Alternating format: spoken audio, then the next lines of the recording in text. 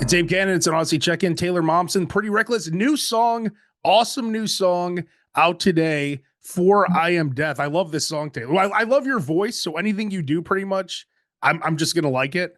But great new song. Tell me about the new song. It's great. Thank you. All right. Well, the song is called For I Am Death, and it is out today. And I'm super excited about it. It has been a long time coming. I think it's our first song in, what has it been? Almost 4 years, 5 years, 4.5 years, something. Time is flying by. So it feels really incredible to have new music out in the world. And I don't want to give anything away to people who haven't heard it yet. So just check it out. Listen, it's called For I Am Death, and it is out right now. And what's the song about? Because I know a big part of it is, your relationship with Chris Cornell and your producer. Is that correct? Well, yeah, I've experienced quite a bit of loss in my lifetime. And it has impacted me quite heavily. But if I'm being honest, I think I've kind of said all I have to say about those losses. Yeah. Death by Rock and Roll was quite a heavy record for me, and in speaking about that. So to be honest, I want to know what it means to you. And I think that like, to me, that's what music is. And because I could sit here and tell you exactly where I was when I wrote it and what I was thinking about and all of those things, but that doesn't actually give you the meaning of the song. That can kind of help explain how I got there. But the meaning of music, it transforms over time. And honestly, what it means to me isn't what it means anymore because it's out in the world. Once it's out in the world, it doesn't belong to me anymore. It belongs to you and to anyone who's listening to it. And I think that has become my favorite part about doing interviews when we put out new music now, is getting other people's takes on it, because I want to know how it relates to you. And so I'm going to turn the question on you, man.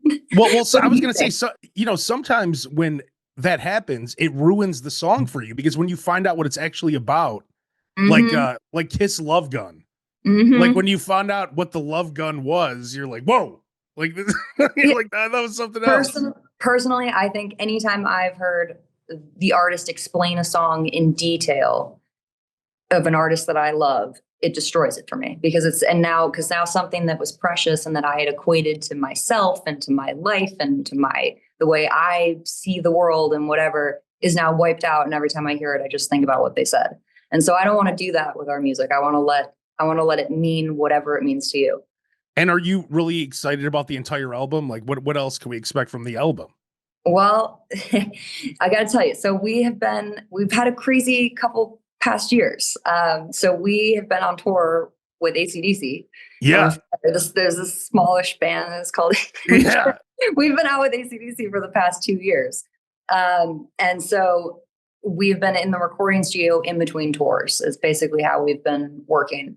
And so I don't have we're not finished yet. We're not finished with tour. I'm in Paris right now. We're not finished with record, but I couldn't wait any longer. And I had to, For I Am Death. It's just the first thing I want people to hear. And so it is out in the world. But there's a lot of stuff I can't tell you yet, is my point. But what I can tell you is the next 12 months of the Pretty Reckless world is going to be insane. So just awesome. Stay tuned. There's a lot coming. This is just the beginning. Tell me about that tour, because I know you were a huge AC/DC fan growing up, right? Massive AC/DC fan. So what was it like? You're opening for AC/DC. You're in front. I was watching a lot of videos from the tour, and you guys are playing like 9 or 10 songs, and like I feel like you got a really good response from the AC/DC audience. Some of those people probably don't even know your music. A lot of them, I think, don't. And we have. It's been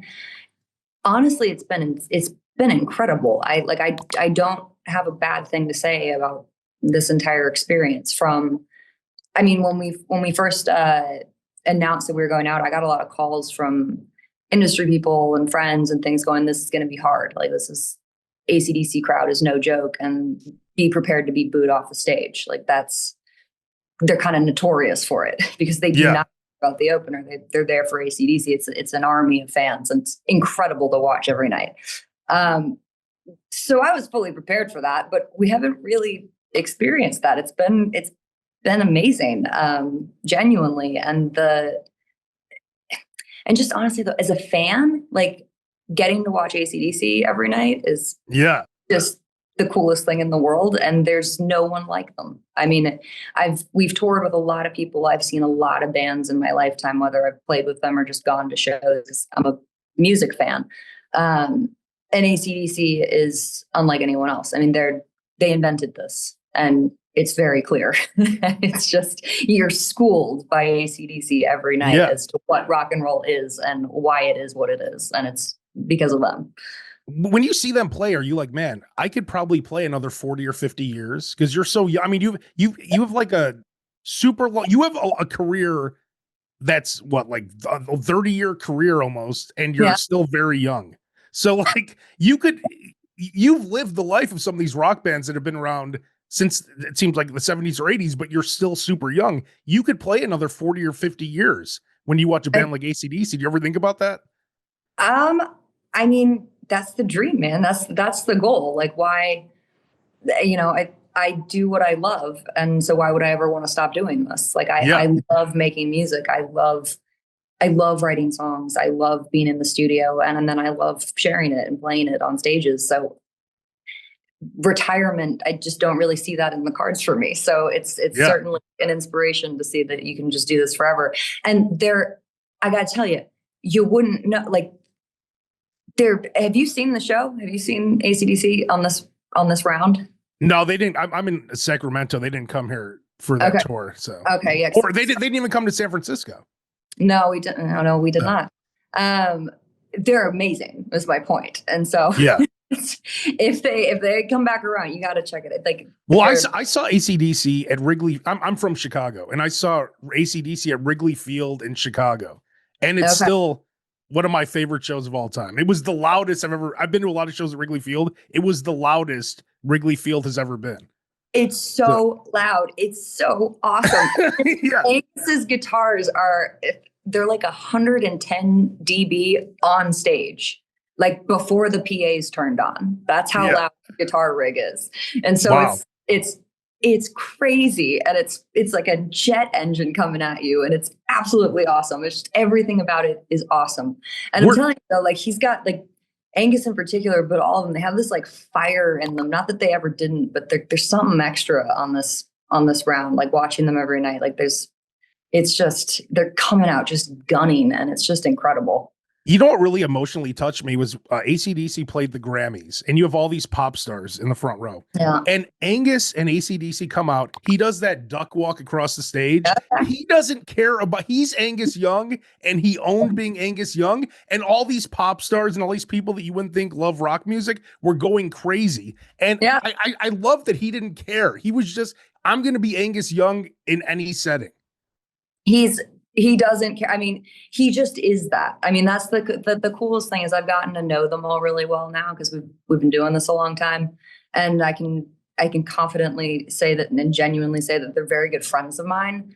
And the coolest part about it is they are this. Like, there is no affect, there is no pretension, there is no putting on of any kind. Like, he wakes up like that, he goes on stage like that. Like, they are this, and to see that, and it's rock and roll in its purest, truest form, and to witness that every night is just been the greatest experience of my life. The new Pretty Reckless song, For I Am Death, check it out. It's awesome. New album coming out. I'm sure you're going to be touring. Being with AC/DC for 2 years, like, after seeing that, are there things you're adding to your tour? You're like, man, now I have to do this because I've been watching these masters for the last 2 years. Well, I gotta tell you, I took a little, I had my second birthday on this tour, because we've been out with them so long. I've been 3 different ages on tour with AC/DC. Started at 30, turned 31, and I just turned 32. That's awesome. And so my 32nd birthday, one of my, like, presents from my team was, I love Oasis. And so I got to go see Oasis at Wembley on one of the days. Oh my God. Yeah, which was amazing. Oasis is amazing. I'm a diehard Oasis fan, and I never thought I'd get to see them. So it was everything about it was amazing. But I got to tell you, when I was watching the show, and as the sun went down and it's now nighttime, and I'm looking around and I'm going, something's missing, and I don't know. I can't put my finger on it. That's odd. And it clicked to me. All the horns are missing. The stadium wasn't lit up with the devil horns like AC/DC. Oh. And I'm so used to seeing that.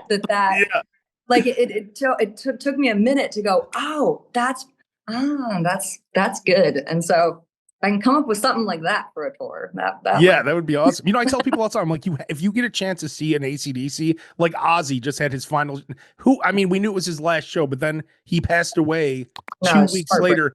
Some of my listeners actually went to that show and they're like, they were calling it before he passed away. They're like, it was the greatest show I've ever been to. And it was like, man, it cost a lot of money and I really almost didn't go. And I'm so happy I went. So I tell people all the time, if you get a chance to see these bands, whoever it is, Oasis, they're young, but they break up every other week. So Yeah. you don't know what's going to happen. So like, No, if you get a chance to see any of these bands, you have to go see them. I agree. First of all, I just think that I believe that in music. I think that if you love it, go see it. Like, because life is weird and hard, and you never know, and don't miss out on something that that you wish you saw. 100%. And Ozzy, like, just goddamn, my heart goes out to his family and everyone. That's just so incredibly sad. Did I grew up going to Ozfest every year. Like that Yep. was like the big thing I looked forward to, like hard rock and metal. There was nothing like that when I was a kid. Did you I mean, you might have been a little bit too young, but what was your like background with Ozzy? My background with Ozzy. So, I mean, Ozzy specifically, I was lucky to grow up in a household that my father reveres rock and roll. Like, if you go back to my parents' house, it's a museum essentially of rock and roll paraphernalia. Like, it might as well Oh be. wow. Oh yeah, it's crazy. And he's a collector.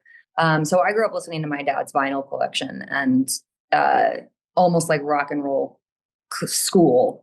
Like every Sunday, he would take me into the basement and play me a new record.